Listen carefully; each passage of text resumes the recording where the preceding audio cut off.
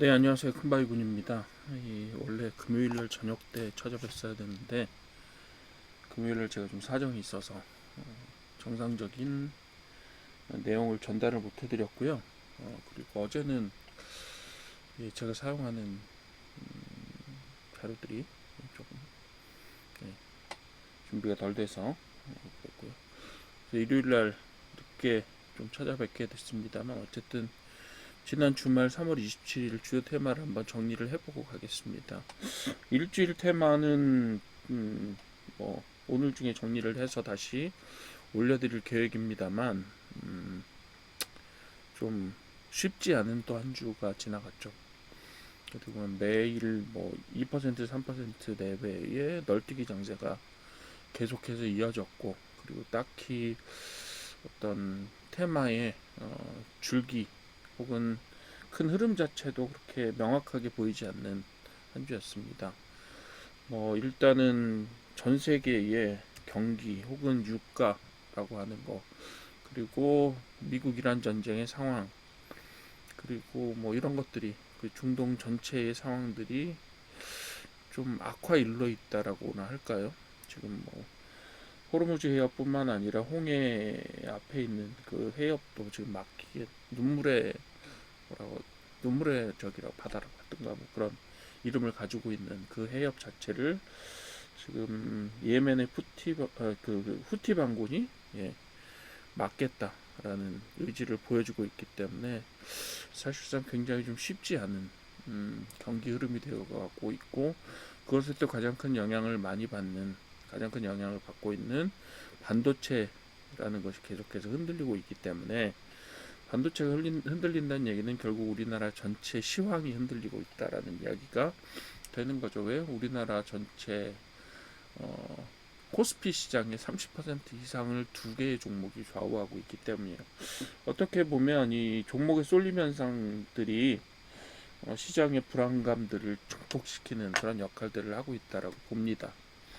결국은 우리나라 기업들이 좀 균형 있게 다들 성장을 해서 특정 두 개 기업이 30% 이상을 가지고 가는 약간 기형적인 시장 상황들, 이런 것들을 좀 탈피를 하게 되면 좀 더 안정적인 시장이 되겠죠.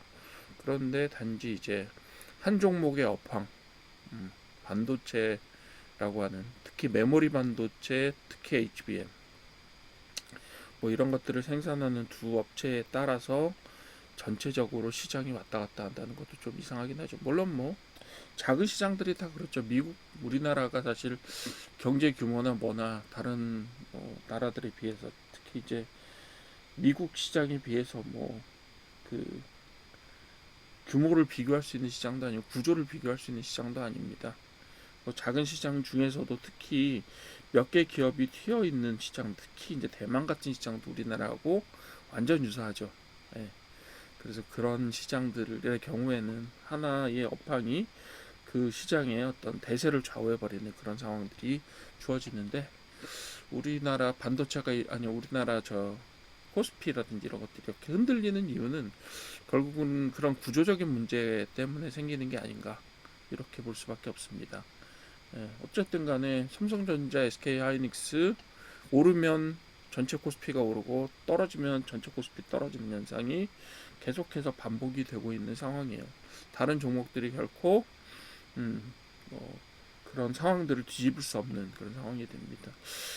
단 하나 이제 조금 저로서는 어떻게 보면 반갑다고 할 수도 있지만 방향성 자체는 더 혼란스러워졌다라고 볼 수 있는 게 뭐냐면 미국 시장하고의 디커플링입니다. 디커플링은 뭐냐면 예전에는 전날 미국 시장이 올라가면 우리나라 코스피도 오르고, 미국이 떨어지면 코스피도 떨어지고, 이런 형태로 구조가 이루어졌었는데, 지금 이제 최근에 이 강력한 변동장세에서 보시게 되면 미국이 올라가도 떨어지거나, 아니 미국이 떨어져도 올라가거나, 특히 미국 시장이 떨어졌는데도 전체 시황이 올라가는 그런 현상들이 그래도 간간히 발견이 됩니다. 물론 이제 전체적인 세계 경제 출렁임에 따라서 전체 장세가 움직이는 건 어쩔 수 없습니다.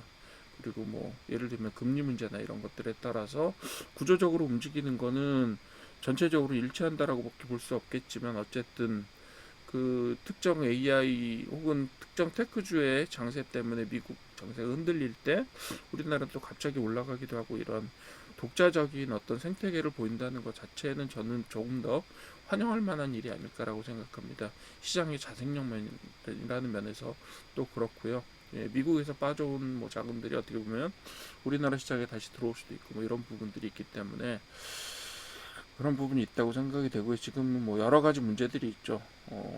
세계 경제에 대한 어두운 전망이라든가 중동 사태의 장기화라든가 그 덕분에 유가하고 환율이 많이 올랐죠. 환율이 많이 오른다는 얘기는 외국인 자금이 빠져나갈 가능성이 높다라는 이야기가 되는 거고, 그리고 지금 미국에서도 지금 금리와 관련해서 안 좋은 이야기들이 조금씩 새어나오고 흘러나오고 있는 상황입니다. 그렇기 때문에 조금 쉽지는 않을 거고, 우리나라도 하는 총재 교체 다음 이야기가 나오고 있는데 또 그분이 매파란 말이에요. 그래서 금리 부분들은 조금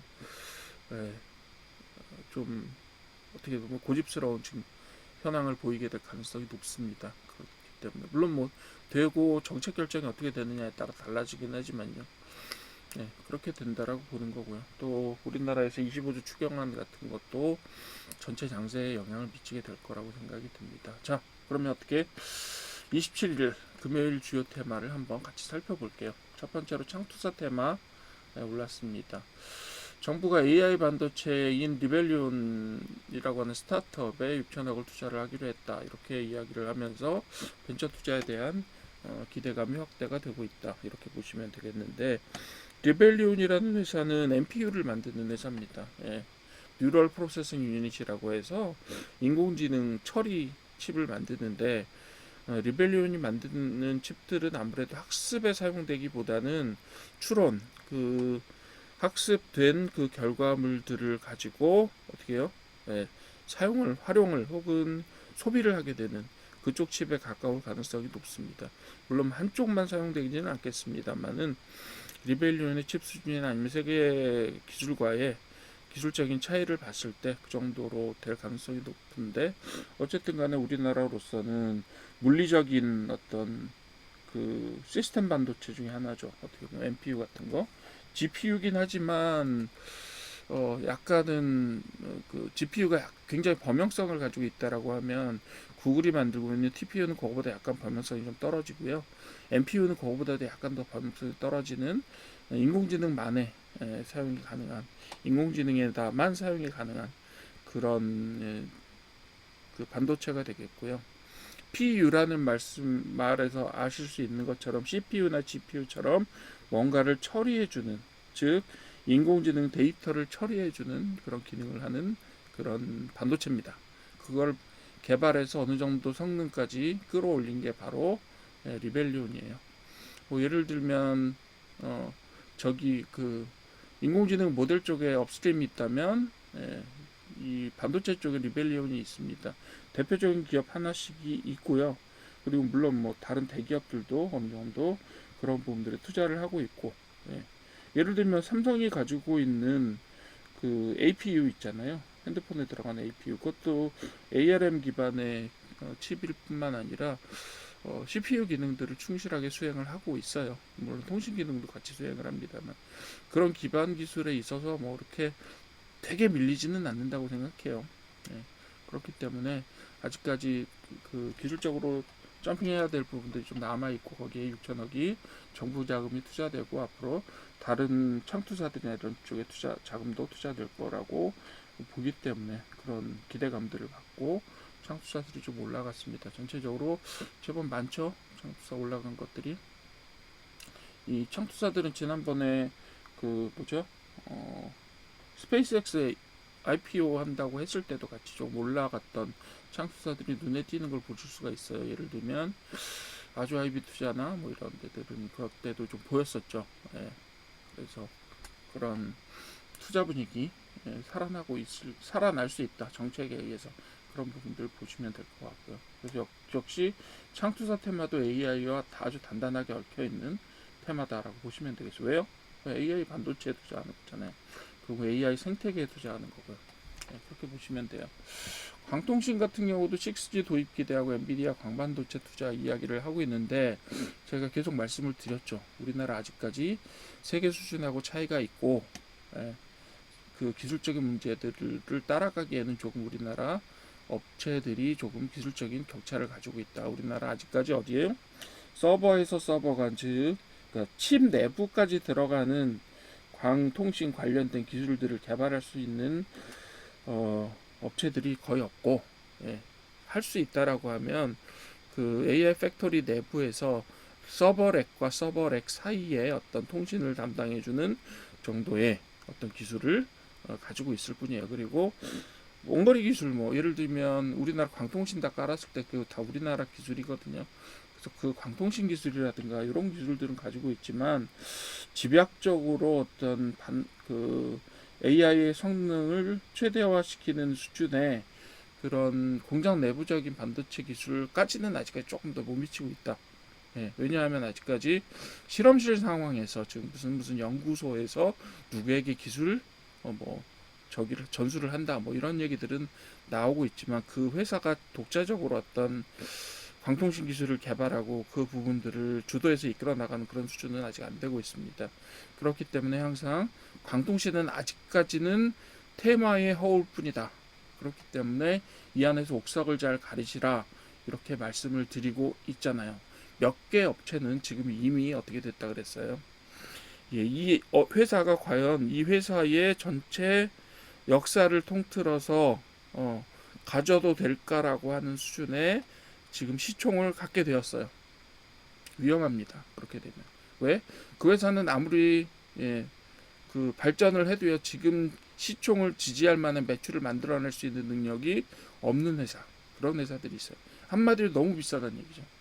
그런 회사들이 몇 개 눈에 띕니다. 그런 부분들은 여러분들이 조금 보시고 일단 기초 지수들을 보십시오. 예, 예를 들면 매출액하고 시총이 얼마나 차이가 나느냐 이런 부분들 그걸 저희가 항상 PBR 뭐 PER 저희가 이거는 좀 알잖아요. 그거는 PBR PER은요 제가 다른 데 올려놓은 그 저기만 보시면 돼요. 강의만 보셔도 거기 다 나옵니다. 근데 PBR PER이 나오는데 예, 일반적으로 많이 무시되는 것이 PSR입니다. PSR은 뭐냐면 사실상 순이익 같은 경우는 매년 변동이 되게 심하잖아요. 부동산만 팔고 사도 예, 변동이 되고요. 그리고 PBR 같은 경우도 자산 가치이기 때문에 굉장히 좀 어떻게 보면 자산 가치라는 것이 그 회사의 가치와 최근에 기술적으로 앞서 나가는 기업 같은 게 일치하지 않는 경우가 많아요. 그죠? 자산은 얼마 없는데 기술적으로 뛰어나고 매출을 많이 만들어내는 회사들도 얼마든지 존재할 수 있습니다. 그렇기 때문에 PBR이라는 것도 고전적인 수치긴 하지만 그렇게 절대적이진 않다고 봐요. 그래서 저는 사실상 PSR을 조금 더 봅니다. 왜냐하면 PER은 불안정하고 PBR은 너무 오래된 지표라고 봐요. 그래서 PSR을 보는데 PSR 같은 경우가 이제 시총이 과연 매출액의 몇 배냐 이런 걸 보는 건데 뭐 PSR이 몇백 배 되는 회사들이 있어요 가끔. 근데 그런 회사들은요 매출액이 10배가 돼도 10배가 돼도 그 회사가 몇십 년을 매출을 올려야 겨우 시총에 해당하는 수준이 되니까. 그러니까 예를 들면 지금 한 100억쯤 매출 올리고 있는 회사가 시총이 1조쯤 가 있다고 칩시다. 그러면 그 회사는 100년 매출을 다 합쳐야 지금 시총을 만들어낼 수 있어요. 이익도 아니에요. 그럼 그게 얼마나 형편없이 많이 올라가 있다는 걸 아실 수가 있잖아요. 그런 형태로 간단하게 비교만 한번 해보셔도 돼요. 말이 좀 길어졌는데 어쨌든 광통신 옥석을 좀 가려주시라 말씀드리고 싶고 제약바이오 역시 마찬가지입니다. 자, 제약바이오는 바이오시밀러 규제 완화하고 대형 기술 수출이라는 이야기가 나왔고 여기에 지난번에 제가 제일 대표적으로 말씀드렸던 게 그 뭐죠? 알테오전이었죠. 알테오전 좋은 회사고 수익을 많이 올릴 회사입니다. 그렇긴 하지만 지금 주가 수준이 너무 높다라고 말씀을 드렸죠. 비슷한 회사가 하나 더 있어요. 삼천당 제약입니다. 삼천당 제약 투자하셨던 분들은 아마 저기를 많이 보셨을 거예요. 예, 이익을 많이 보셨고 100배 올라가신 분들 뭐 있다고 저도 주위에서 얘기를 들었습니다. 투자하시는 분들 중에 이 텐베거도 아니고 100배거라니 참 운이 좋으신 분들이 아니면 혹은 뭐 정보력이 빠르신 분들 혹은 성견지명이 있으신 분들이 이렇다고 보고 저도 참 존경합니다. 그렇긴 한데 지금 삼천당제약을 어떻게 다룰 거냐, 지금 조금 위험합니다. 삼천당제약 역시도 제가 알고 있는 바로는 지난번에 제가 GLP-1 설명을 드리면서 한번 설명을 드렸는지 모르겠는데, 삼천당제약은 독자적인 어떤 경구 기술과 입으로 먹는 약 있죠. 그런 경구약 기술을 가지고 있고, 그 기술 덕분에 앞으로 먹는 형태의 비만 치료제의 개발에 굉장히 큰 장점을 가지고 있는 회사입니다. 그렇긴 한데, 그렇다고 하더라도 지금의 어, 주가는요, 지금의 가격은 삼천당제약이 과연 앞으로 매출을 늘려간다고 해도 그것이 감당할 수 있을 만한 수준이냐라고 하면 그렇지는 않다고 봅니다. 너무 많이 올랐어요. 그래서 가지고 계신 분들이야 뭐 제가 어떻게 하겠습니까? 가지고 계신 분들은 그냥 운이 좋으셨다기보다 투자에 해안이 있으셨으니 정말 존경합니다라고 말씀을 드리는 거고요. 지금 들어가도 되냐라고 말씀하시면 저는 조금 부정적입니다. 예, 더 올라갈 수도 있죠, 물론. 그래서 제 말이 좀 그게 헛소리가 됐으면 좋겠어요. 솔직히 더 올라가면 좋죠. 근데 지금 들어갈 거냐라고 말씀드리자면 부정적이다. 그렇게 말씀드릴 수 있을 것 같아요. 다른 제약사들도 좀 다 살펴보십시오, 상황들을. 자, 그리고 소비 면세는 그 호텔신라가 자사주 매입한다는 얘기하고 뭐 관광소비 회복 기대감이 있는데, 이게 조금 저로서는 조금 이해가 안 가는 부분이 없지 않은데요. 그 부분은 뭐냐 하면, 관광 수요가 증가한다는 건 몇 가지 있을 수 있겠지만, 일단 유가 많이 올라서 비행기 못 뜨잖아요. 그죠? 비행기가 항공기 운항이 많이 제한이 되고 있고, 게다가 또 국제적으로 경기가 안 좋아지면 어떻게 돼요? 관광 수요는 줄어들기 마련인데, 어떻게 된 게 지금 관광 수요를 기대하면서 올라가고 있다. 뭐 단 하나 우리나라 관광 수요가 올라갈 수 있는 되게 좋은 점 중에 하나는 역설적이게도 환율이 높다라는 겁니다. 예, 환율이 높다라는 건데, 그것도 뭐 이렇게 예전보다 어마어마하게 높아졌느냐 하면, 엔화 같은 경우는 그런 경우 있었잖아요. 저는 일본을 뭐 800원대, 엔화 800원대를 또 가보고, 심지어는 780원대도 가본 적이 있는 것 같아요. 그렇긴 한데 지금 940원대잖아요. 한때는 1100원, 1200원까지 넘어간 경우도 있었어요. 그러니까 그 정도로 움직이면 잘 모르겠는데, 우리나라는 지금 최근 몇 년간에 1,400원에서 1,500원 사이에서만 움직이고 있습니다. 그러니까 메리트가 있다고 해도 굉장히 대단한 메리트는 아니에요. 그럼에도 불구하고 소비 면세점이 올라가긴 올라갔는데, 요거는 약간 뭐라고 해야 될까, 좀 그 현상과의 딥커플링이라고 할까, 이런 부분들이 약간 보여서 조금 테마로 올라가긴 했지만 어떤가라는 생각도 좀 들어요. 좀 이해하기는 쉽지 않다, 이런 부분이고요. 그리고 펄어비스에서 신작 흥행 기대감이 나오고 있는데, 펄어비스 신작 제가 알기로는 망했다는 얘기 들었었는데 모르겠습니다. 예, 붉은 사막이 나왔는데 생각보다 조금 못 미친다라는 이야기가 나왔는데, 그 다음 얘기가 또 있는지 모르겠어요. 그래서 게임주가 투자 심리 개선이 되고 있다. 뭐 하긴 완성도하고 시장성은 다른 거니까요. 네, 그런 부분이니까 영화 같은 것들 예측하기 힘들죠. 그래서 게임주도 조금씩 올랐습니다. 전통적인 방어주들이 보이지 않고, 떨어졌음에도 불구하고, 제법 많이 떨어졌음에도 불구하고, 뭐 좀 많이 떨어진 건 아니고, 금요일 날은 사실상. 근데 전통적인 방어주 눈에 띄지는 않고요. 그리고 차라리 AI나 테크 쪽에 그러니까 순환 테마들이, 그러니까 테마 안에서 순환도 되고 테마도 순환되는 모습이 보여지고 있는데, 그게 바로 창투나 광통신 같은 것들은 아무래도 AI 테크주에 가깝습니다만, 이런 것들이 순환돼서 나타나는, 그죠?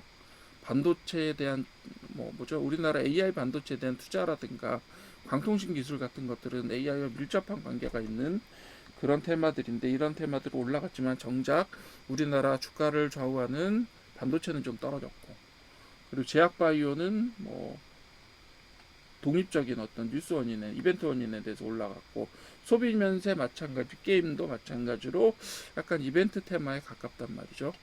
자, 그러면 이게 참 이야기하기 어려운 장사가 되어버렸어요. 왜? 위기가 격화될수록 좀 올라가는 위기주들이 있다고 말씀드렸고, 그리고 경기주가 있을 수 있잖아요. 경기가 좋아지거나 아니면 세계 경제가 안정이 되면 그 안정주라고 불러야 될까요? 그 안정이 되면 올라가는 그런 쪽이 있는데 그런 것들이 지금 굉장히 혼재되어 있잖아요. 그래서 어쨌든 상당히 혼란스럽고 쉽지 않은 장세가 이루어지고 있고요.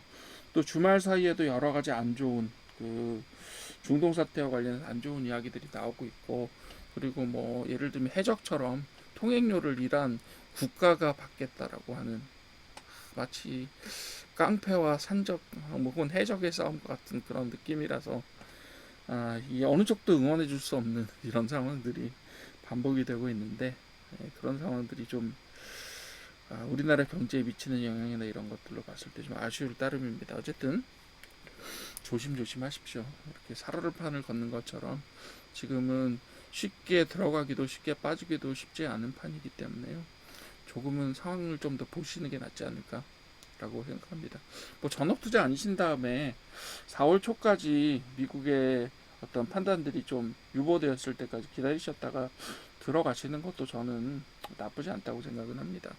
네, 어느 정도 조심하시고 눈에 아주 띄는 여러분들이 주목하셨던 것들이 적당한 가격에 이르게 되면 주저하지 마시고, 대신에 어떻게 보면 지금은 총알을 아껴야 될 때가 아닐까 뭐 이런 생각도 들기는 합니다. 이 정도로 오늘 그 3월 27일 GOT 하면 마치고요. 주간 테마 같이 한번 또 보도록 할게요.